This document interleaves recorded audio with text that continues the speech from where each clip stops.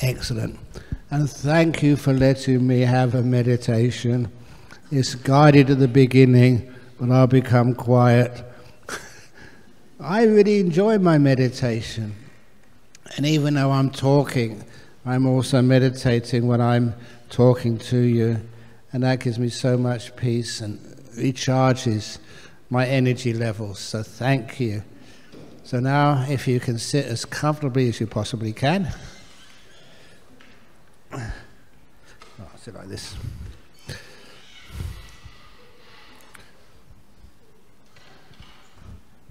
And if you can, close your eyes. There may still be people coming in, going out, but please don't allow the sounds to disturb you. The sounds which people make, they last such a short time. But what really disturbs us is the response we make in our own mind, the thoughts, the complaints. So see if you can stay in this moment. It's all you ever have is right now.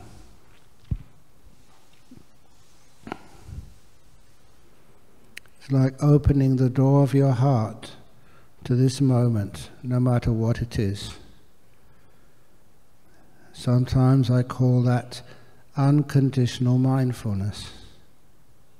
Just aware right now. And whatever it is, I let it come in. But I'm always clear not to own whatever I experience. It's a visitor to my mind. You can hear a few coughs. They're just visiting this present moment, but they don't stay. And when they disappear, I still have my mindfulness left.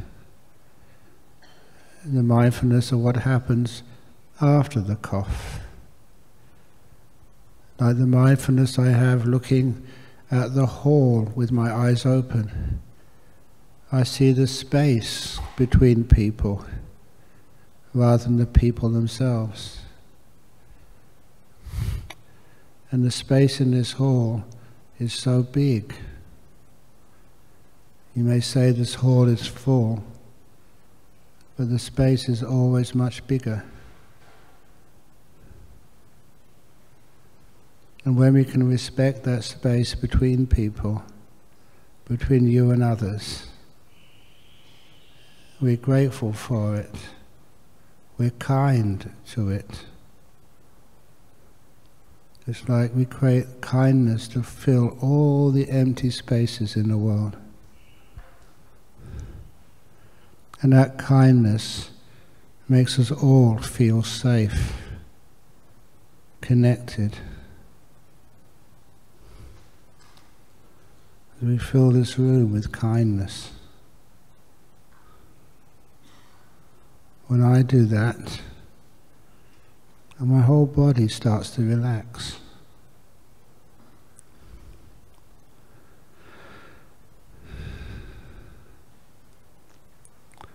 I can feel my tummy.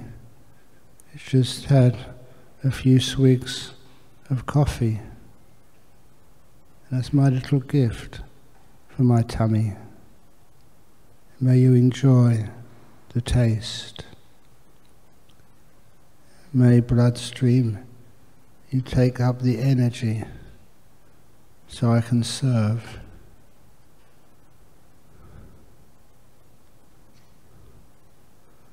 And I always try to respond to everything I feel with the good qualities of kindness and generosity and mudita, this appreciation of all the kindness which has been shown to me today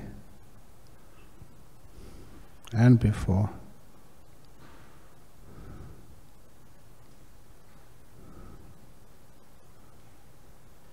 When I can feel that kindness and that service which so many people have given, that brings me this deep sense of peace inside. And I value peace so much. Remember those 3 vows? The second one was to peace. I value peace, I worship peace. So when I see peace inside of me, I get to feel what it's like, peace. And I respect it. It's like I bow down to it. I respect it so much. It's a peace which relaxes my body and gives me good health, gives me strength. And surprisingly, I'm just describing how I feel right now. That peace brings up joy. It's wonderful happiness to know that things have now quietened down. And I know that I will just not interfere, I will not strive. My body will quieten down by itself. When my body quietens down, my mind will become energized, beautiful, poised energy.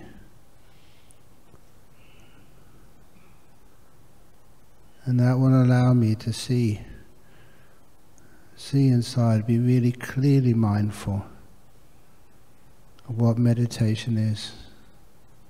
It's like pausing, stopping in all the things which you do in your life. You stop in this moment and enjoy, appreciate what it feels like to rest. Rest in this moment, not wanting anything in the whole world. There are 2 types of freedom.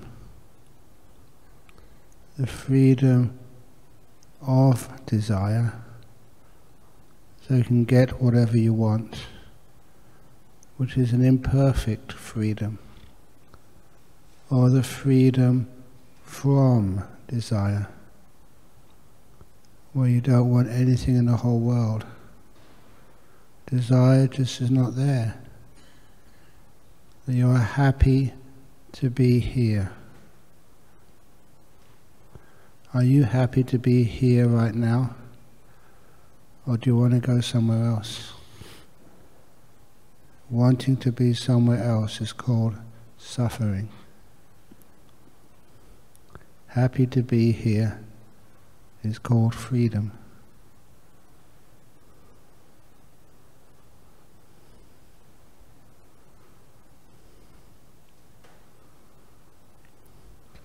So I'm going to let go. Let go of all looking for something in the future. And instead let this moment right now be. I can only let this moment be as long as I don't own it. I'm just visiting, so I don't attach, grab onto anything which I do not own. That makes my meditation so much lighter. You don't own this moment. You're just passing through.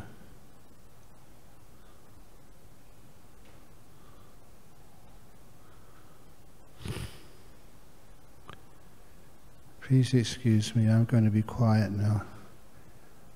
Please enjoy the meditation as best you can.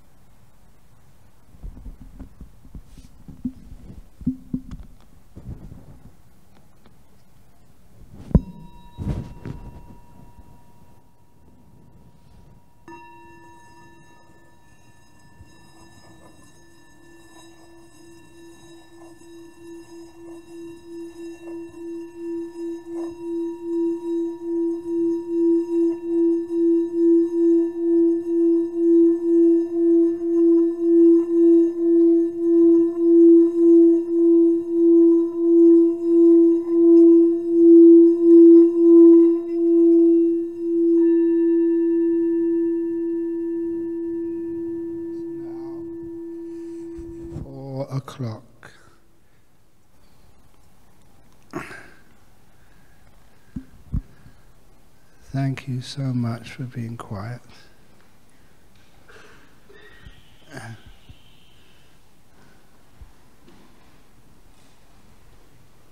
sometimes I forget my age. I'm an old monk now. Years ago I told the community of monks in which I live I was getting old, and they said, "No, you're not." I felt so appreciated. What a kind group of people I was living with. And the monks replied, "No, you're not getting old, Ajahn Brahm. You're already old." Honesty. But learning how to meditate was probably the best thing which I ever did when I was a young man, in order to be able to rest. And it works every time. Re-energize my brain. If I'd have just given a talk just at 3:30, it would have probably been hopeless. So thank you so much for giving me the opportunity to do this meditation right now, and to find some lovely peace inside and energize. Sometimes when you're being asked many questions all at the same time, and photographs and stuff, I'm very happy to do that, because out of kindness to her, I'm sorry that you had to call an end to it for a few minutes. If we can do some later on, fine. But then you just needed to have a rest, and taking little bits of rest throughout the day, you find out you're far more efficient, give far better talks, and can relate to people. And I relate to my body and my mind. It's like my body says, "Please take a rest." And when I do that, my health really improves. This is something I've told many people in my life. There are times when you get up in the morning, you do some meditation, you go for breakfast, and then you feel tired. And sometimes I go back into my cave and just lay down, have a nap. And sometimes I think, I can't do that, I'm a monk. I should put more energy and effort into my life. That's how I used to feel, but now I'm more mindful of my own body. And sometimes I feel, no, my body says, please take a break. I listen to my body. And when it says, go and have a rest, I do that. When I do that, I know I've made the right decision. I lay down and I go to sleep almost immediately for half an hour or 40 minutes. And then afterwards, you wake up and I feel just so good, so energized, as if my body is telling me, please take a rest.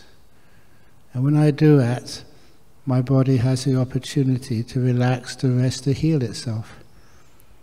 I say I've never been diagnosed with a COVID, and I think that's probably why. I've taken a COVID test, but it was all negative. I always say, in life, don't just follow what other people say and do. I know many people say, always be positive. I say no.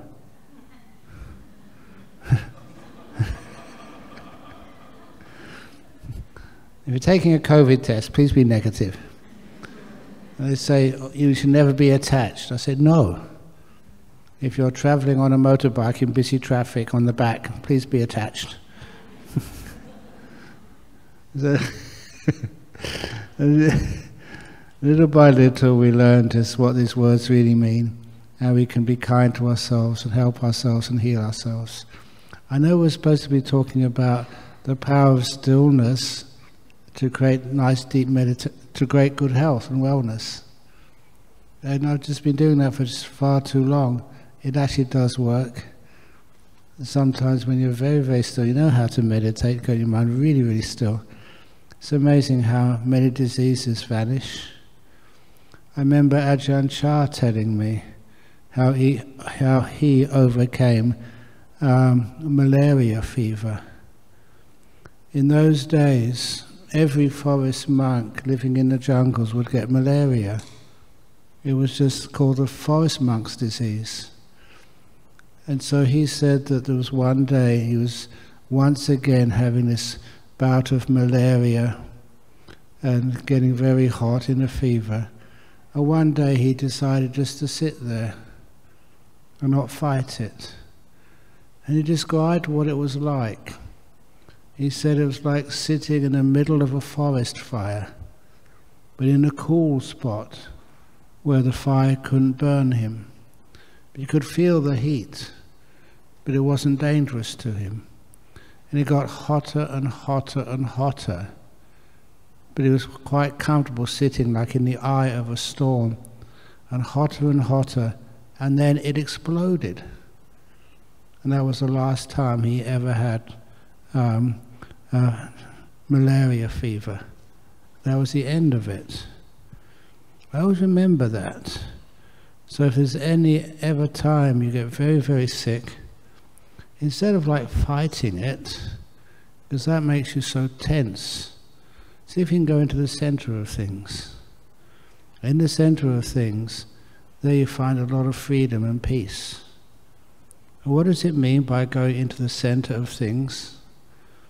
One of those similes I haven't talked about yet is one of my favorite similes, the simile of the 1,000-petaled lotus. A lotus, when it's closed up at night time, on the outside it's got no fragrance. You can kneel down and smell it. You can't smell the beautiful, like aroma of a lotus flower, its scent. And the outer petals always look like a bit corrugated. They don't look beautiful, they're very thick. But when that lotus opens, it opens because of the light and the warmth of the sun. And when that light and warmth from the sun hit those outer petals of lotus, protecting all the inner petals, then they slowly open out, allowing the warmth and light of the sun to reach the next layer of petals, so they can open up. That's how you go inside the lotus. The layer of petals just opened up allows the warmth and light of the sun to open up the next layer. And I'm sure that you've heard this simile before. The warmth of the sun stands for kindness. The light of the sun stands for mindfulness. You need both the light and the warmth of the sun. And you may even say you need the third ingredient, which is patience. And patience doesn't mean waiting for something to happen. It means waiting in this moment, like a waiter at a restaurant who's just watching. And when the customers are ready, he can serve the next course, or she can serve the next course, whoever is the waiter. And this is why, when you're waiting, in this moment, kind and aware, you will find the lotus opens up all by itself. And when it opens up, the deeper you go into a lotus, the deeper the layer of petals, the more thin they are, the more profound are these experiences of meditation. The more beautiful is the colorings on those lotus petals, and the more fragrant they are. And little by little you go deeper and deeper and deeper. So that's actually a great description of what meditation is. And what is that lotus? That's you, your body and mind. So you watch this with your eyes closed, with kindfulness and patience, and you find that your lotus opens up. You go into the body, and inside the body you have your mind, and that petal opens up, and the mindfulness and kindness is aware of your mind, and spreading kindness onto your mind. It relaxes, and you go into its center of the mind, which is in this present moment. It's something which I've experimented with, and there's a lot of people understand the power of the present moment. but they don't understand how to let go of the past, how to let go of the future. You have to have the kindfulness there. Without being kind to the past or kind to the future, it won't disappear from you. It will keep coming back. So when you're kind as well as mindful, you find the past and future vanish. You go into this moment, and then you don't need to judge it. That's what words do. Give it a name, good or bad. No, this is what you're supposed to be doing, you're not supposed to be doing. Please, don't judge anything. When you're silent, inside, you don't have this inner commentary, then you can see more clearly. As the great Taoist monk Lao Tzu said, when one of his disciples saw a beautiful sunset and said, "Wow, what a beautiful sunset," and Lao Tzu criticized him for that. Why? It was a beautiful sunset. But Lao Tzu said, "My disciple was watching the words, not the sunset." That really made a big impact on me. If you say, "Oh, this is a nimitta, this is the breath," you're not watching the breath anymore. You're watching the descriptions, the words, which are never as accurate as watching the thing in itself. And sometimes, in the deeper parts of meditation, we run out of words. It's so difficult to make descriptions of these very profound states. But anyhow, if we can stop the descriptions, have the silent mind, then the descriptions become even irrelevant and the experience becomes delightful.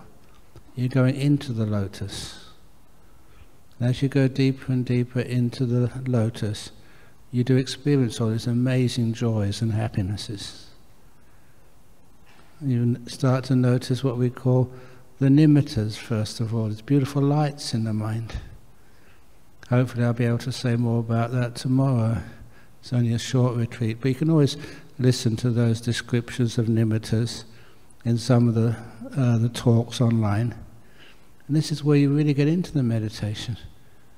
Beautiful images and lights in the mind, usually accompanied by a lot of joy. Deeper into the lotus, it gets more and more beautiful. And inside those beautiful lights in the mind, what we call the nimittas, inside of what those nimittas are, is just how you experience this thing which we call the mind, not the brain. This is the first time you become aware of what this mind actually is. Many times people think they kind of understand, but once you have lots of experience in meditation, you're really getting to know this thing the Buddha called citta, or mind. The word citta is also meaning something beautiful. It was a word used in ordinary language as well. And as you go deeper into this, you don't decide to go deeper into this. All you ever do in meditation is to maintain the mindfulness and kindness. Nothing else. You keep quiet. You don't have a mind which verbalizes. And little by little, those joy in the mind, it gets stronger and stronger. Amazing nimittas. Please don't be scared. These are powerful experiences, but totally safe. And there is one danger with nimittas and jhanas which come next, and that is you might lose your hair. You want to become a monk or a nun. Sorry, but that's just what happens. But then as you do go deeper into these things, it just happens by itself. You don't do anything. You're just watching this, and it gets more and more joyful, more and more still. You come further and further away from the world, and your five senses disappear. You can't feel your body. You can't hear any sound. And all the other senses disappear very easily. And you get into these states of meditation deep inside your lotus, called the jhanas. And these are beautiful. The first time, I know this monk very well, the first time that he went into a jhana, he wasn't even a monk yet, and came out again afterwards. One of the reflections afterwards, why hasn't anybody told me about this before? That's why I tell you. You can't make that complaint.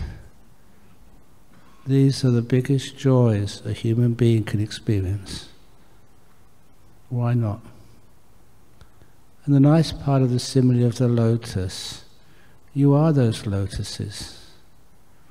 If you understand that simile, it's like inside each one of you, right now, these beautiful nimittas and jhanas. You don't have to get them. They're inside. Just need to go inwards.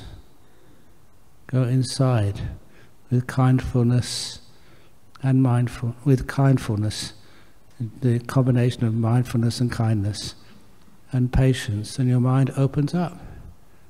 And you go inside, and that's where you find these beautiful things. And for those of you who've listened to Buddhism for so many years, the Eightfold Path, what is the eighth factor of the Eightfold Path? That's jhanas. Always says that. Gopakamoggallana Sutta, after the Buddha passed away, Gopakamoggallana asked Ananda, who'd been the Buddha's right-hand monk for 25 years, what type of meditation did the Buddha teach? And Ananda replied, only 4 types of meditation. Those 4 types of meditation are recommended by the Buddha, not just to monks, to everybody. Each one of you was the first, second, third, fourth jhana. That's what people did in those days. It can be done. Lay people do it. And this is how it's done. You get blissed out of your head. Beautiful states of mind. But it's not just for the joy of it. Because once you emerge from any of those deep meditations, it's kind of like you're walking on air. I don't mean you're levitating. You just feel so immense energy and joy and clarity of mind. So whatever you wish to contemplate, instead of contemplate, I call it like exploring, the insight part of meditation. What is that insight? Where does it come from? What's this? What am I holding up?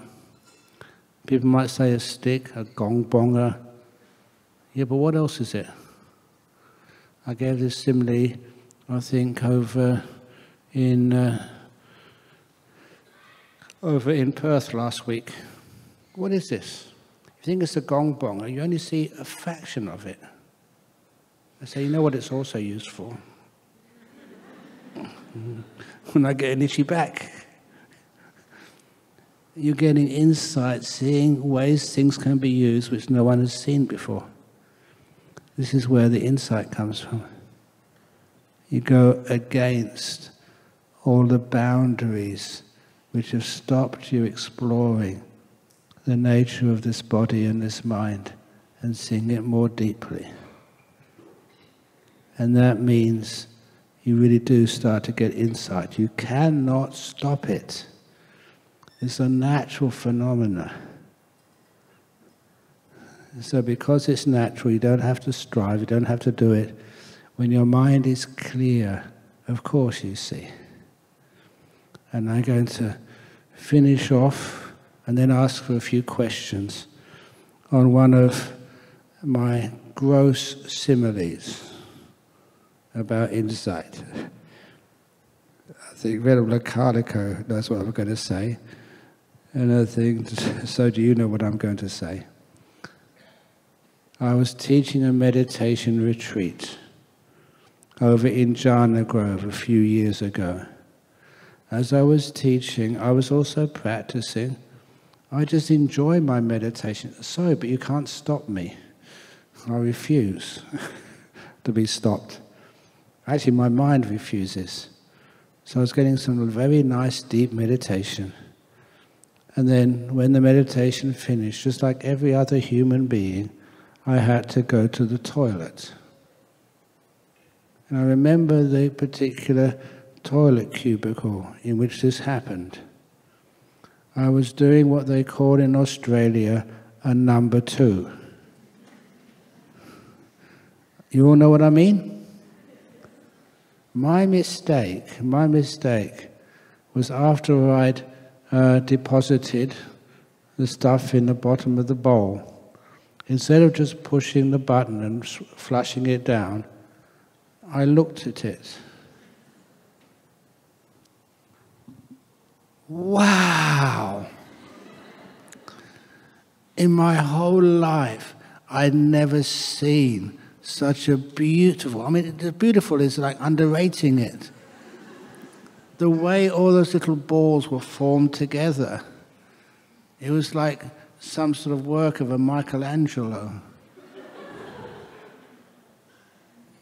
You know, just, they complemented one another. It was like a work of art. And sometimes you can really appreciate sculpture. And I was looking at, this is amazing. And sometimes people think it's just a brown colour. It's not. Next time you go to the loo, look with a bit more mindfulness. There's different shades of brown. And just the way they all interacted, they were balanced and sometimes contrasting a darker brown with a lighter brown. And I thought, whoever managed to create that had such an enormous understanding of the relationship of colour. And I better not go on too long, but I can't resist.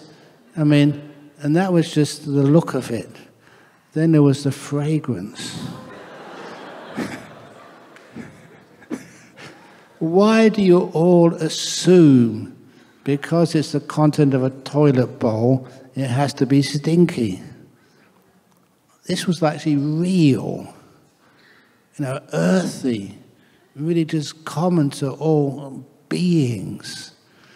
And you could, that was amazing, just how ordinary but exquisite it was. Sometimes you have sense, in the sort of your to clean up things, air fresheners, women using scent, men using deodorants. But this was something which was far more closer to earth, real. And I saw that, and I was going, wow, wow, wow. As you explored it, it looked more and more delightful. And I did think, I can't flush this away. This has got to be preserved. And it was only because of my training over so many years that I could let go. It was difficult. Many times you went to press that button, no, I can't do it. Imagine you had this priceless piece of jewelry. Could you throw it away? The most beautiful creation of diamonds and rubies and silver and gold you've ever seen in your life. This was way more beautiful than that. But eventually I didn't know I had to go and give a talk. So I did it. And the most beautiful piece of shit I'd ever seen. Left my life forever. That's the amount of letting go a monk has to perform. And that was actually a true story. That's what happens when you start to have a beautiful mind. Everything which you see is beautiful. You see the joy in so many things you thought are absent of anything which is joyful or beautiful or gorgeous. A little animal, snake, a person dying. You can start to see joy and beauty in places you've never expected to see that before. And so your kindness, your metta becomes so incredibly natural and strong. And you can never get upset. This is actually those experiences you get in meditation. You get this wonderful sort of caring for the whole universe. Even the smelly stuff becomes gorgeous. So that's actually what happens in meditation. You see things not like anybody else tells you to see them. No one ever brainwashed me into seeing my own feces as more beautiful than diamonds. But you know that sometimes they look like that, just a slight bit of mucus on the outside and it sparkled like a diamond.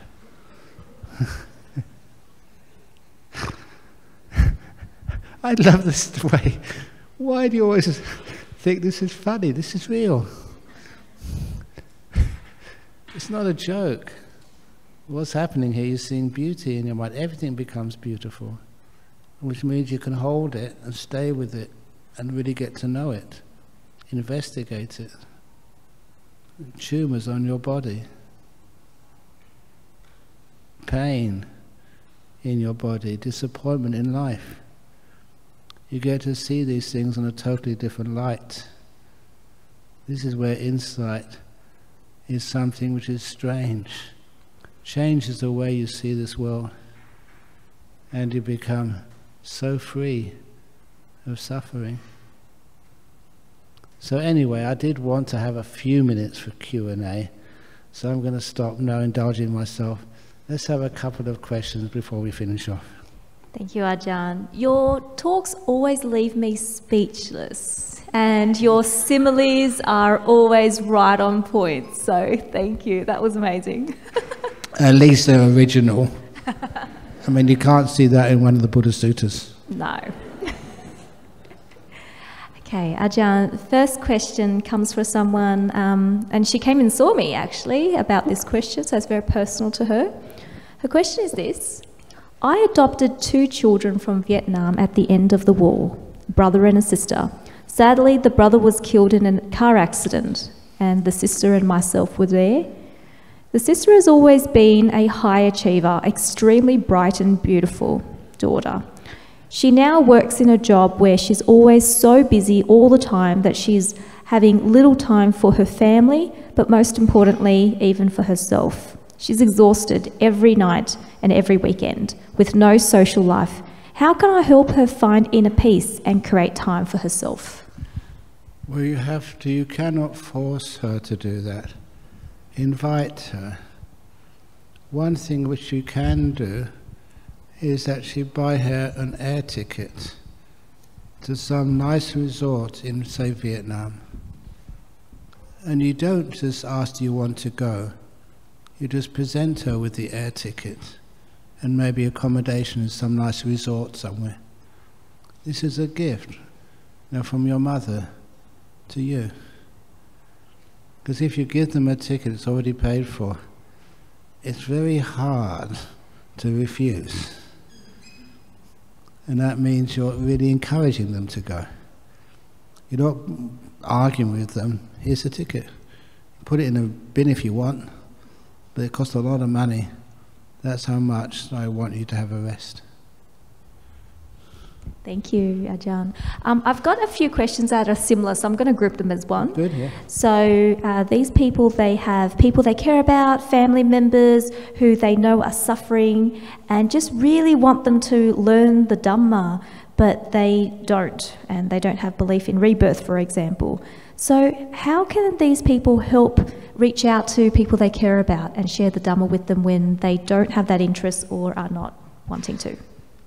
You know that there was this Malaysian lady, and she always used to come to my talks in Perth. She had a Western husband, and she kept on asking, please look at your kid, he's come to see you. It's important. So, always wanted her husband to come and listen to one of the talks and also to learn some meditation, but he kept on refusing. It was typical Australian, didn't believe in any religious nonsense. And so I told her the solution. I said, please go and get one of my books. I think she brought Opening the Door of Your Heart. Take it home and tell your husband, keep your hands off this book, this is very special for me. I don't want you to touch it. It should be obvious it was a trick, but she did that and it worked perfectly. When she was out shopping somewhere, he thought, who's she saying I can't touch this religious book? And so he picked it up. He read the first story, The Two Bad Bricks, I think it was the first story, and read the whole book in one session. Now he comes every week. It worked perfectly. That's one thing to do. And the other thing to do is you keep going to do your meditation. And after a while, it makes you to be a very wonderful wife. And he sees that, he can't miss it. And then he wants to come as well. And so that's how you get people to come. They see the value in it. This one guy, years ago, he always wanted to come on one of these weekend meditation retreats. He asked his wife, weekend retreat, can I go? And she said, no, of course you can't go. We've got to look after the kids, you've got to go to the shopping, you've got to fix up the leaks in the garage. No, of course you can't go, it's too busy. And he said, okay. So he didn't go. He helped his wife. Next time there was a retreat, there's a retreat on this weekend, darling, can I go? No, of course you can't go. And the mother-in-law is coming, we've got to prepare the house for this, it's too much work. No, of course you can't go. So he never went. And that happened 3 or 4 times. And then once there was a retreat on, there's a retreat on today, it's persistence.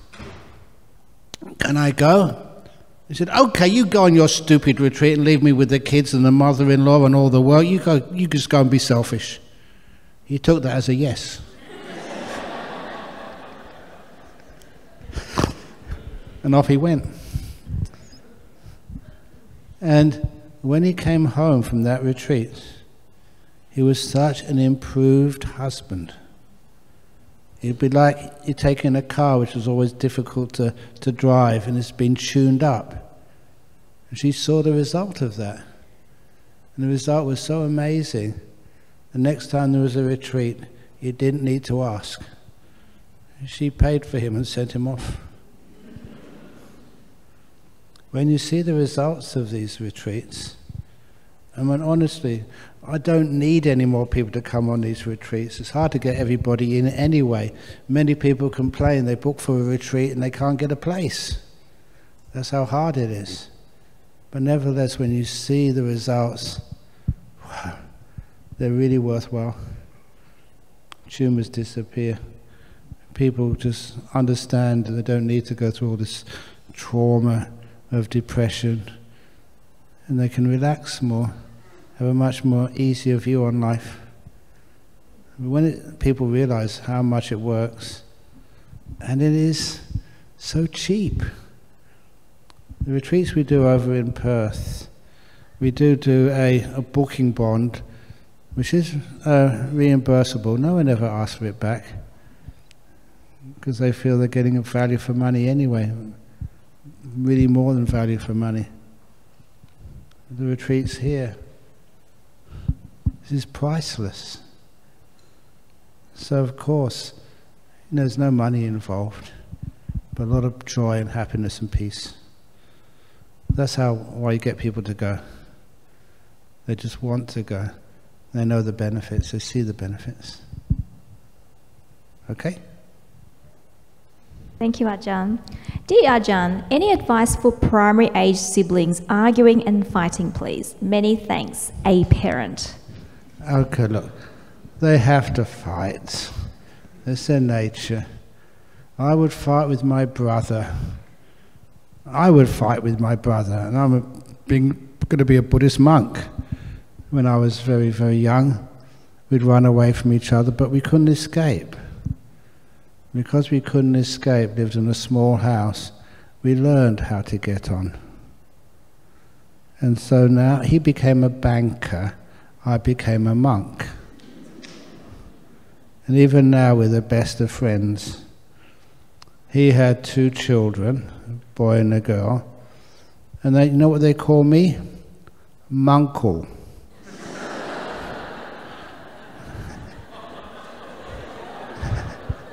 They do. And it's a kind of a term of endearment. Ajahn Brahm. And they're all proud of me.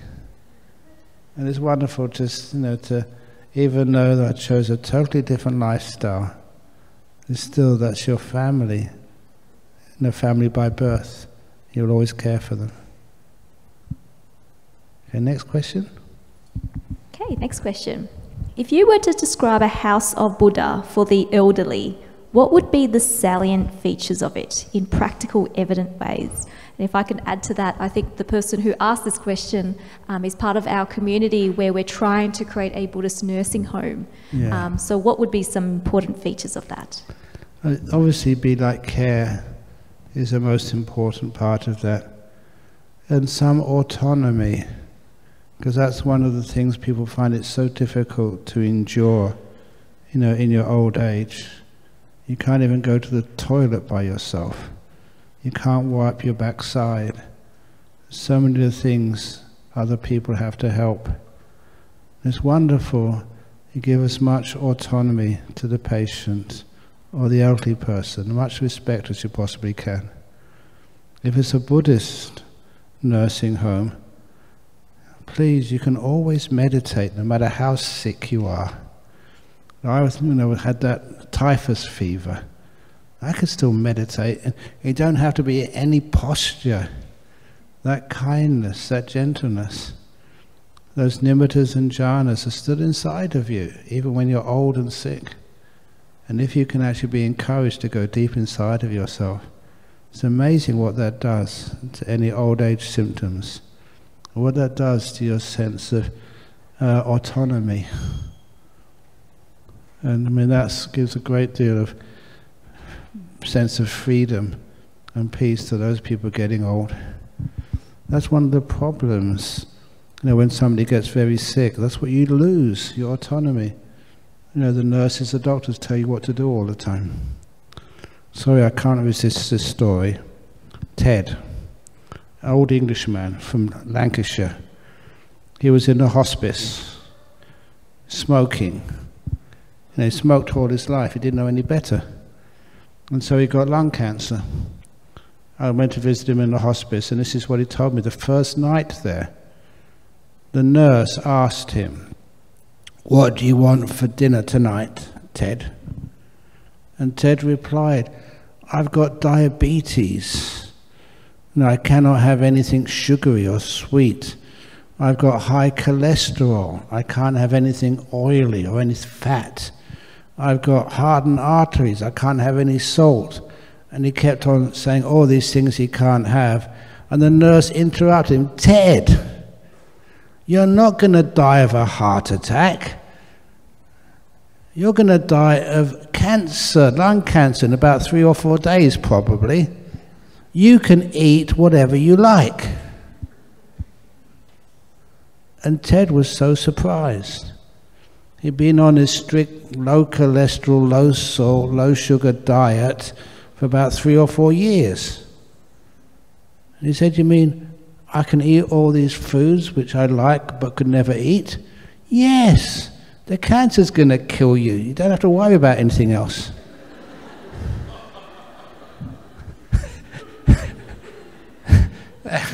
Ted's eyes went wide.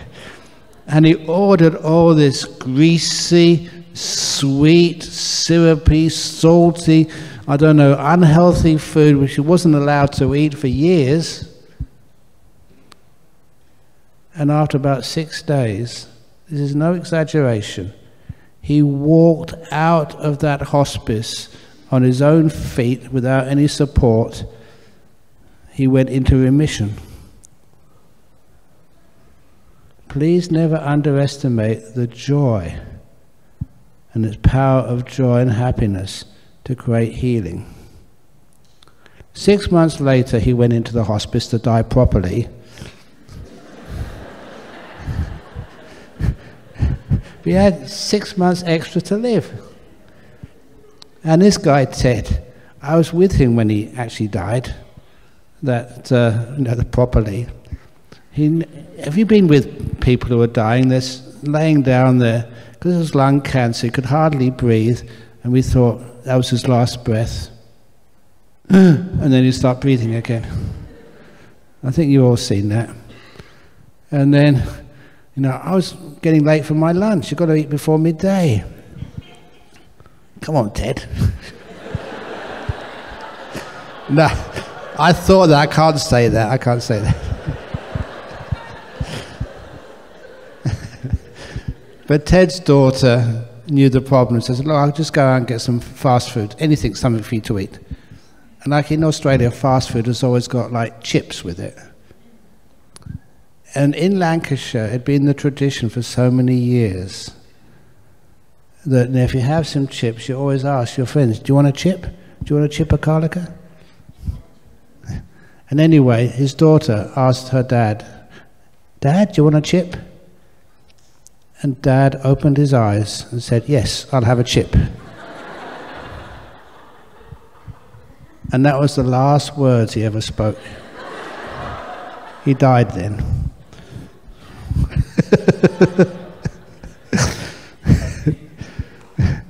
So be careful of your last words. That was Ted's last words. He was a good man, though. Okay. Reminds me, one of the questions in here is how important is that last thought? Just catching on with your last comment just now. Okay, yeah, 'cause this will probably be the last answer to the last question. Are you all ready? The point is, there's no such thing as a last thought. If there's any doctors here, any nurses here, any people who have worked in like palliative care or in hospices, you will know that death is a process which takes many minutes usually. Maybe if there's a sudden death, like an explosion or a big car crash, but most times death takes a while, many moments. And you can't just decide, I'm going to think a nice thought at the very end. It's like your last thoughts are just a condition caused by all the thoughts you've been thinking before. That's why this one Sri Lankan, he wasn't that religious, but he was what we call a Wesak Buddhist. You go to the temple on Wesak, no other day. He was too concerned with his business in Colombo 5. So when he went to the temple on Wesak, he heard the monks say, the most important thing is your last thoughts. If you have beautiful last thoughts, no matter what else you've done, you're guaranteed to go to heaven. And one of the best thoughts you can have as you're dying is on the Buddha, Dhamma and Sangha, the triple gem. So he wasn't paying attention to anything else. He started thinking how to beat the system. And he found this beautiful method. He had 3 sons.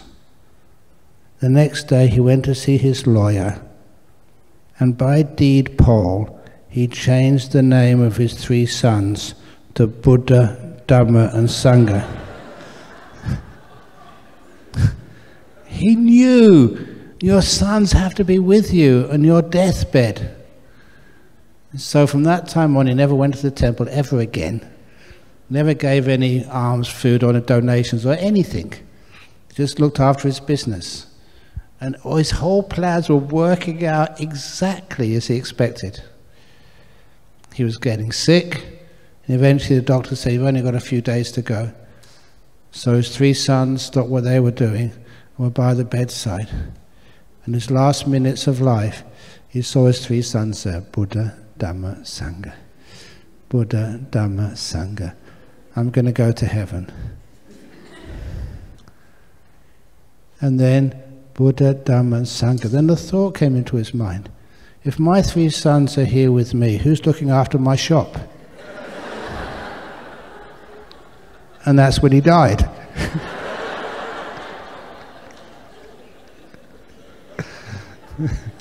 You can't beat the system. It's just your state of mind that creates the last thought. And that last thought, it's the state of mind you've had for a long time before, creates that rebirth. Thank you for listening. Thank you, Ajahn. And I hope we haven't worked you too hard these 2 days. No, I'm still alive. Thank you. The next part is anumodana and dedication of merits. And what we thought would be really nice is for the volunteers who helped with this event, if you can please make your way to the stage while I make some announcements. So if you can please make your way up, and we will be able to do some dedication to all of you. So please come up, don't be shy. While that's happening, I'm going to make a few announcements. So importantly, for those who wish to join the retreat tomorrow, we hope that you can come. God, namaste. Thanks. And if someone can grab the people outside, thanks. And also the retreat tomorrow at Santi Forest Monastery, maybe a nimitta awaits you. And if you are able to help us with transporting things, can you please help us with transporting, whether it's items to Santi or people? Then if you can see Uncle Lau afterwards, that would be fantastic, because we really need your assistance. Feel free to go up and get yourself ready. Can you go up? Please come up as soon as possible, because we have to wait minutes and minutes and minutes and minutes for all the volunteers to come up. So please, thank you. all the volunteers. Also, we do have a feedback form that we'll ask you to complete. So there is going to be a QR code that's going to be placed on the screen shortly, and we'll ask you to do your feedback as we can improve for future. You can see? The next as well is, if you would like to come to the gala dinner tonight, we would really love to have you there. We are still selling tickets outside, and it's on at 7 p.m. And finally, we also have another event that's happening in this hall. Metta Centre is organising a Buddhist cultural festival on the 13th of April, and that's a free event, and it's going to be amazing, so I hope you can join. I think we now have everyone, and except me. Is this everyone? Okay, all right. So, ladies and gentlemen, Ajahn Brahm. Where's Tina? Where's Tina? Where is Tina? I learned something today. So, Venerables, ladies and gentlemen, this is all of the amazing volunteers who have made this event possible. So I hope that you could join me in giving them a round of applause. Very good. Call them up. I can still see some more people who are volunteering not have come up. Please come up. I can see Ranil, and there's other people. Please join us. No escape. So Ajahn, we would like to... Adrian. These are special volunteers out there who need us to call them by name to invite them. And Ajahn, we would love for you to lead us in an anumodana and dedication of merits in whichever way you wish. Okay, so the anumodana, Sabha Buddhana Bhavena. Here we go. Please, monks and nuns, please chant loudly along with us. Sabha Buddha Nubhavena Sabha Dhamma Nubhavena Sabha Sangha Nubhavena Buddha Ratanang Dhamma Ratanang Sangha Ratanang Tinang Ratananang Anubhavena Chatura Siti Sahasa Dhamma Khandhanubhavena Jhana Savakanubhave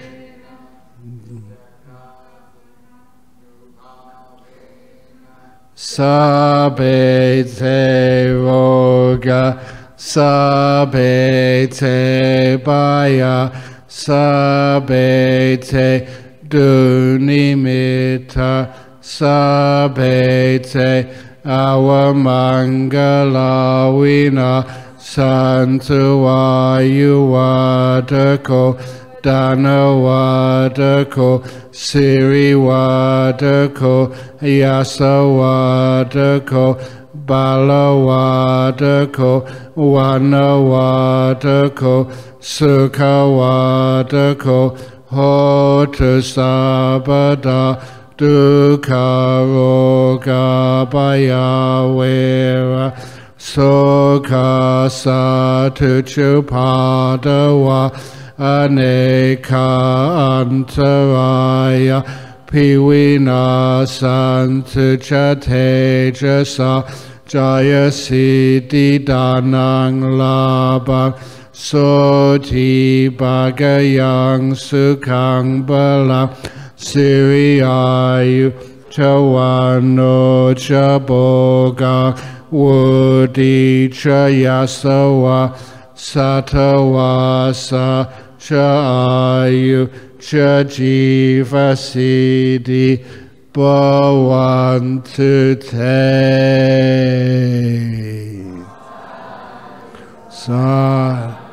Sadhu. And now we do the sharing of merits. Idang Mai. You okay doing that one? Idang Mai. Here we go. Idang me nyatinang hotu sukhita hontu yatayo. Idang me nyatinang hotu sukhita hontu yatayo.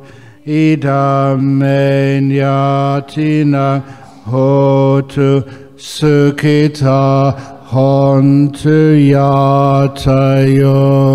May all the good merits of today be dedicated to our departed relations, without whom we would not be here. So we think of the merits we've had of knowing such people, people we loved, we cared for, and who cared for us. May they share with the merits which we've made today. Sadhu, sadhu, sadhu. Sadhu, sadhu. Big one. Sadhu.